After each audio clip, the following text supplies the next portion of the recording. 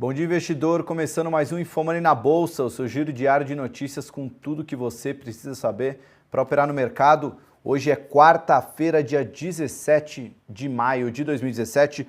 Agora são 10 horas e 33 minutos e o Ibovespa opera em queda hoje. Confirmado esse movimento, vai ser a primeira queda em após 6 pregões de alta. E a gente vai pegar esse movimento negativo hoje do mercado, que é visto também nas bolsas internacionais, para explicar um pouco do que é uma correção de mercado, né? Por que no mercado as coisas não andam em linha reta? Tivemos uma notícia que tem sido usada como motivo para justificar a queda nos mercados internacionais, mas o fato é que quem acompanha o mercado sabe que depois de uma longa sequência de altas, o investidor que já lucrou com isso quer embolsar o lucro e às vezes busca uma confirmação de notícia para ajudar nesse movimento. Então a gente vai explicar o quanto da queda de hoje é por causa de uma má notícia e o quanto é apenas pela realização de lucros. Bom, a notícia que a gente tem hoje envolve o presidente dos Estados Unidos, Donald Trump, uma crise política que já começa a ganhar força desde ontem, após o New York Times informar que o presidente americano pediu ao então diretor do FBI, o James Comey, para encerrar uma investigação sobre as ligações entre o então conselheiro de segurança nacional da Casa Branca, Michael Flynn, e a Rússia, citando um memorando de Comey. É um evento que já começaram até a fazer relação com Watergate, e isso tudo aumenta um pouco o risco da gestão de Donald Trump, né? Eu lembro no ano passado, antes das eleições, do fim das eleições, não sei se foi antes ou logo depois, a economista Mônica de Bolle, inclusive mora nos Estados Unidos, numa entrevista para o InfoMoney, falou que o Trump pode ser comparado como se fosse uma Dilma americana, acreditando que ele poderia e certamente poderia sofrer um impeachment antes do término do seu mandato. E, enfim, um acontecimento como esse já traz à tona mais uma nova crise política do Donald Trump, mas talvez seja muito prematuro imaginar que isso seria um motivo para pânico no mercado. Contudo, como as bolsas já subiram muito forte nos últimos dias, não foi só Ibovespa, lá fora, nos Estados Unidos, os principais índices de ações, temos lá o Dow Jones, o S&P e o Nasdaq. O Dow Jones contempla as 30 principais blue chips, o S&P 500, pelo próprio nome, contempla as 500 maiores empresas, e o Nasdaq mais voltado para as empresas de tecnologia. Todos eles estavam na máxima histórica e renovando altas. E no pregão de hoje, só pegar aqui o mercado atualizado lá, eles estavam em queda na faixa de 0,5%. Vamos ver se esse movimento continua aqui.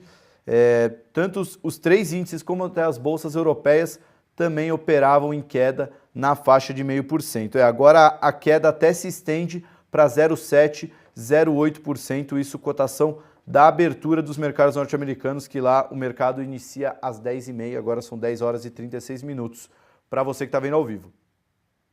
Bom, a notícia obviamente não é confortável para o Trump, e como a gente sabe o mercado costuma antecipar esses eventos, né? Antes de saber se o Trump vai sofrer uma crise maior ou não, ele costuma antecipar esses eventos, como a gente está vendo no Brasil, essa antecipação da recuperação da economia nos preços da Bolsa. Mas o fato é que no mercado financeiro isso é muito bom, todo investidor, seja o mais avançado, seja o mais iniciante, tenha isso em mente. No mercado nada segue em linha reta. Se o mercado está em tendência de alta, ele vai subir, ter uma correção e subir, é um zigue-zague para cima, assim como para baixo. Se as coisas estão ruins, os preços estão caindo, os preços vão cair, dar uma correção e voltar a cair. Mesma coisa de lado, quando o mercado está indefinido, não sabe se é para subir ou para cair, ele acaba andando em zigue-zague lateralizado, né? Como se fosse uma figura de retângulo. Por que isso acontece? Porque o mercado envolve ativos que têm valores, os investidores compram esse ativo buscando vender a um preço maior.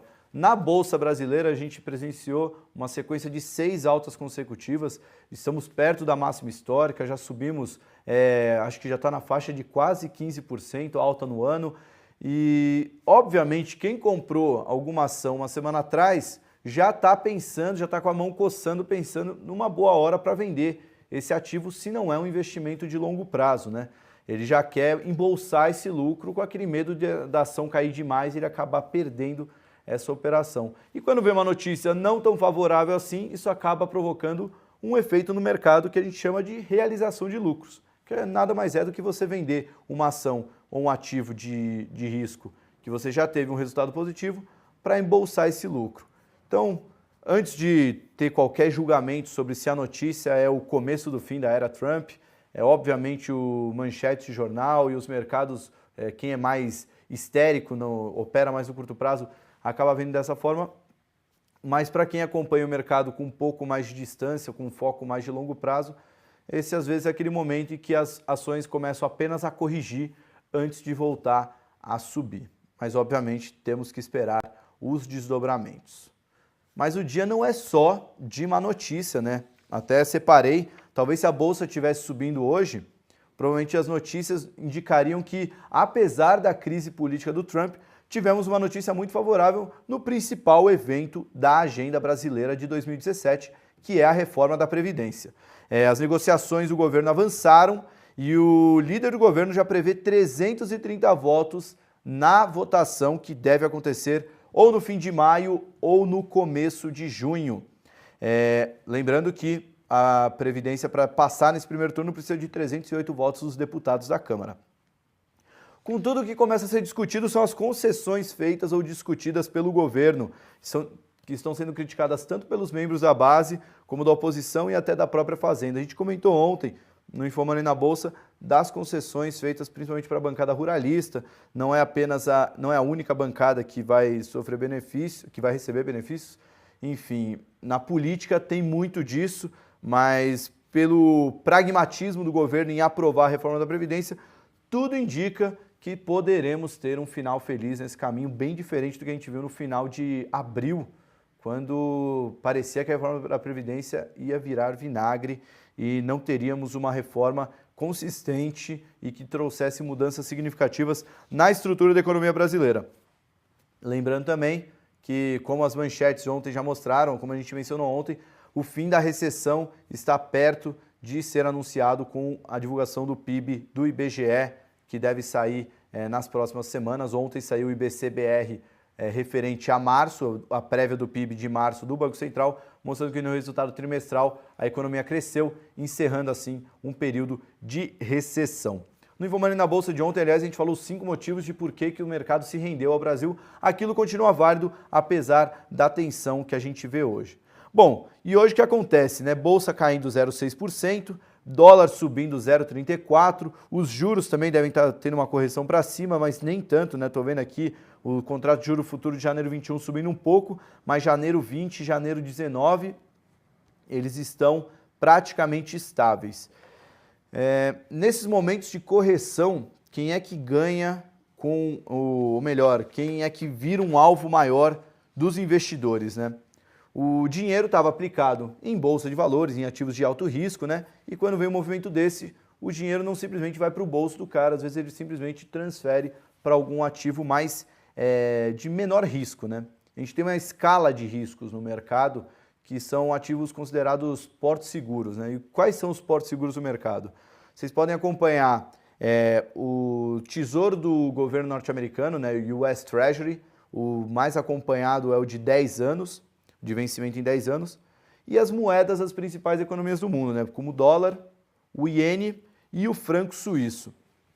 Vários sites lá fora possuem cotações desses mercados, você pode acompanhar via Bloomberg, CNBC, MarketWatch, mas eles já trazem a cotação e é bem interessante nesses momentos de queda. Se eu conseguir abrir aqui o MarketWatch, eu mostro para vocês.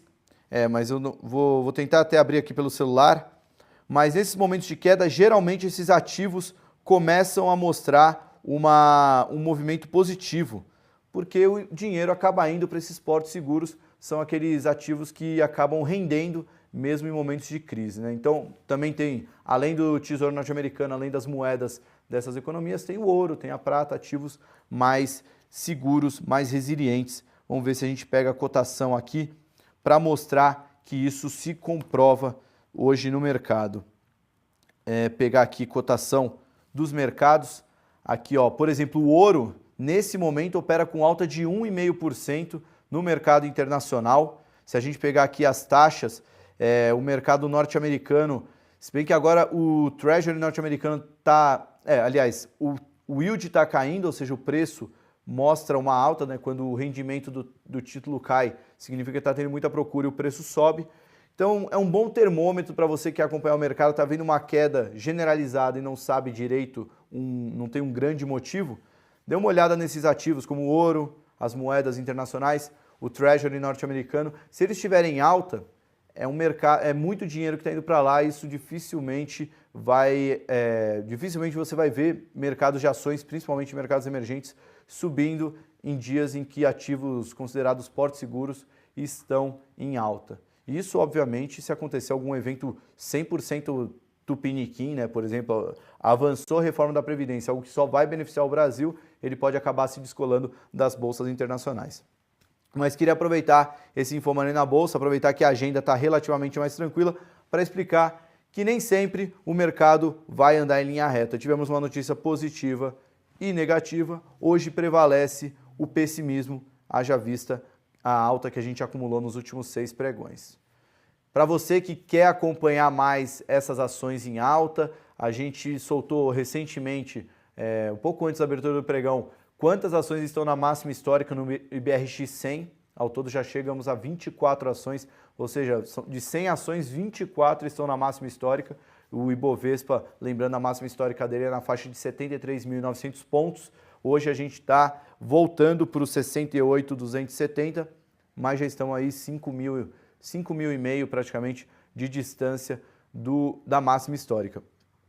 E também a gente vai publicar hoje, entre o final da manhã e o começo da tarde, uma matéria falando do CDS, o Credit Default Swap. A gente falou ontem no InfoMoney na Bolsa, mas por que esse índice, que a gente costuma chamar no jargão popular, para traduzir, uma tradução literal uma tradução livre, de seguro calote, por que ele é tão importante para o brasileiro para acompanhar, tendo em vista a percepção do estrangeiro, né? Por que ele mostra com tanta clareza a percepção do estrangeiro para o mercado financeiro brasileiro.